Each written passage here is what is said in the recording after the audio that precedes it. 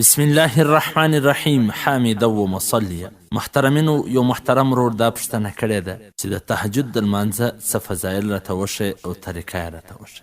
محترمینو، د تهجد د لمانځه ډیر زیات فضایل راغلي دي.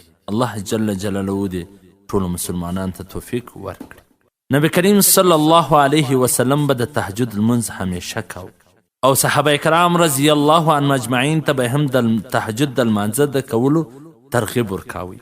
د نبی کریم صلی الله علیه وسلم فرمان دی چې د فرض المانځو څخه وروسته مرتبه د تهجد د لمانځه ده. ځینې فقهای کرامو د تهجد لمونځ مستحب لیکلی دي، لیکن صحیح خبره دا ده چې سنت دی. ځکه ځینې بزرګان کرام وایي د تهجد د لمانځه بغیر څوک ولی نسی جوړېدلی. نو پکار دا ده چې هر مسلمان د تهجد د لمانځه اهتمام وکړي. د تهجد د لمانځه وخت چې دی د ماخستن د لمانځه څخه وروسته بیا در سهاره پورې. سنت دا ده چې د ماخستن لمونځ وکړي، بیده سولې، بیا چې د خوبه سره راپورته سي بیا د تهجد لمونځ وکړي. ځکه چې څومره سړی په قرباني باندې کوي هغومره به فضیلت زیات وي. اوس چې ماخستن بیده سوی نه هم د تهجد لمونځ کولی سي، د ثوابه څخه به محرومه نه، خو چې کم بیده سي بیا راپورته سي د هغه فضیلت زیات. او چې کم څوک د خوبه څخه وروسته نسي راپورته کېدلی، هغه چې د ماخستن فرض وکړي، سنت وکړي، بیا دې 2 رکاته 4 رکاته 4 څو د په وس وي د تهجد په نیت یې وکړي، په آخر کې بیا ویتر وکړي.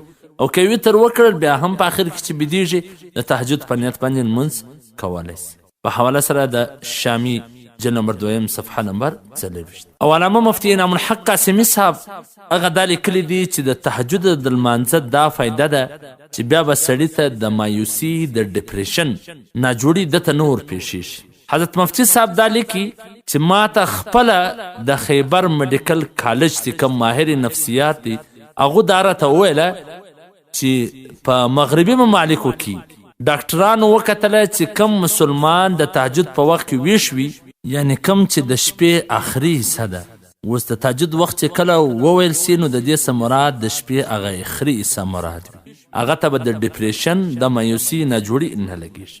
نو ځکه هغه ډاکټرانو د تهجد په وخت کې ویښ پاته کېدل د دې ډپریشن، د مایوسي علاج ښوولی دی.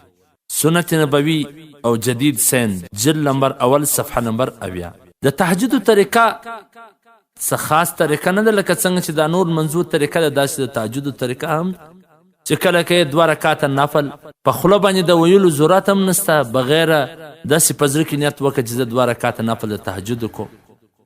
نو 2 رکاته نفل د تهجد په دې زر وخت د ماخستن بس. الله اکبر. تهجد لمونځ څو رکاته دی؟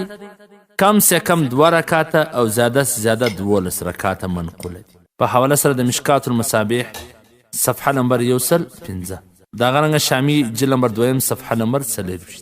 په ځینې کتابونو کې 8 رکاته تعداد ښوول سوی دي. نو تاسو خپل وسته ګوري 2 رکاته 4 رکاته 6 رکاته 8 رکاته چې څومره ستا په وسه کېږي هغومره کولی سي.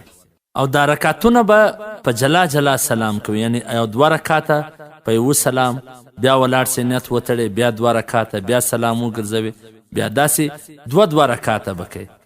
نو افضل طریقه یې دا ده. والسلام. ستاسو د دیني پوښتنو ځوابونکی مولوي عبدالرحمن سمین صاحب.